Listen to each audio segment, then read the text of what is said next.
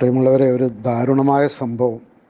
എൻ്റെ വീടിൻ്റെ തൊട്ട് അയലക്കത്തുള്ള ഒരു കുട്ടി, എൻ്റെ വീട്ടിലെപ്പോഴും കളിക്കാൻ വരുന്നൊരു കുട്ടി, എൻ്റെ മക്കളുടെ കൂടെ, അനിയൻ്റെ മക്കളുടെ കൂടെയൊക്കെ എപ്പോഴും കളിക്കുന്ന, പുഞ്ചിരിക്കുന്ന, സദാസമയവും എല്ലാവരോടും സ്നേഹത്തോടു കൂടി പെരുമാറുന്ന 12 വയസ്സുള്ള ചിറയിൽ GMUP സ്കൂളിലെ വിദ്യാർത്ഥിയായ, നമ്മുടെ മേലേപ്പറമ്പ് മദ്രസയിലെ വിദ്യാർത്ഥിയായ ഒരു കുട്ടി ഇന്നലെ ആക്സിഡൻറ്റിൽ മരണപ്പെട്ടു എന്ന് പറഞ്ഞാൽ വളരെ ദാരുണമായ മരണമായിരുന്നു. ഓട്ടോറിക്ഷയിൽ പിതാവിൻ്റെയും മാതാവിൻ്റെയും കൂടെ യാത്ര ചെയ്യുമ്പോൾ തല പുറത്ത് കിട്ടതാണ്. ഒരു ലോറി ഓവർടേക്ക് ചെയ്ത് വന്ന് കോടങ്ങാട് വെച്ച് തല കൊണ്ടുപോയി.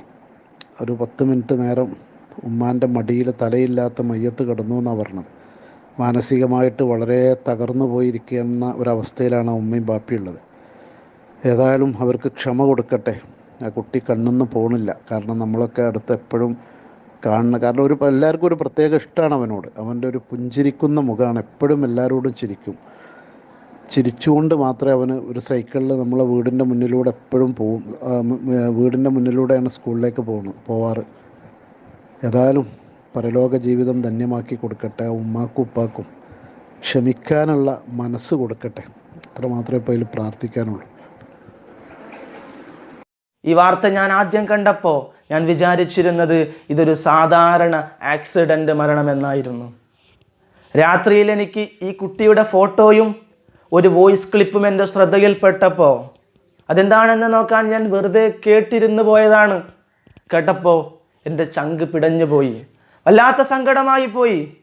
തലയില്ലാതെ ശരീരം മാത്രം പ്രസവിച്ച ഉമ്മയുടെ മടിത്തട്ടിൽ 10 മിനിറ്റ് വരെ കിടന്നു എന്ന് പറയുമ്പോൾ എനിക്ക് വല്ലാത്ത സങ്കടമായി.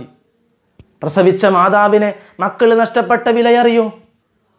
അതും 12 വയസ്സ് മാത്രം പ്രായമുള്ള കുട്ടി എന്ന് പറയുമ്പോൾ പുഞ്ചിരി മായാത്ത സമയം. നമ്മുടെ മാതാപിതാക്കൾ വളരെയേറെ ശ്രദ്ധിക്കേണ്ട, വളരെയേറെ ഗൗരവത്തിലെടുക്കേണ്ട കാര്യമാണിത്. നാം ഓട്ടോറിക്ഷയിൽ അല്ലെങ്കിൽ മറ്റുള്ള വാഹനങ്ങളിൽ കുട്ടികളെയും കൊണ്ട് വല്ല സ്ഥലങ്ങളിലേക്കും പോകുമ്പോൾ അവർ പുതുതായി കാണുന്ന ഒരു കാര്യം അത് കണ്ടങ്ങ് മറഞ്ഞ് ദൂരേക്ക് മറയുമ്പോൾ അവർ വീണ്ടും അതിനെയൊന്ന് കാണണമെന്ന മോഹവുമായിട്ട് റിക്ഷയിൽ നിന്ന് അല്ലെങ്കിൽ മറ്റേതെങ്കിലും വണ്ടിയിൽ നിന്ന് അവരുടെ തല പുറത്തേക്കിട്ട് നോക്കുന്ന അവസരത്തിലായിരിക്കും മറ്റൊരു വാഹനവും അവരെ കൊണ്ടുപോവുക.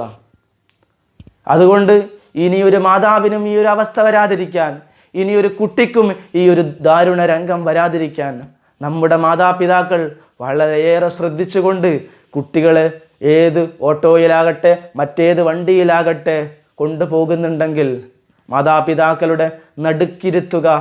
യാതൊരു കാരണവശാലും ഓട്ടോറിക്ഷയുടെയും മറ്റു വാഹനങ്ങളുടെയും സൈഡിൽ ഒരു കാരണവശാലും ഇരുത്താൻ പാടില്ല എന്ന് ഈ അവസരത്തിൽ ഞാൻ പറയുകയാണ്.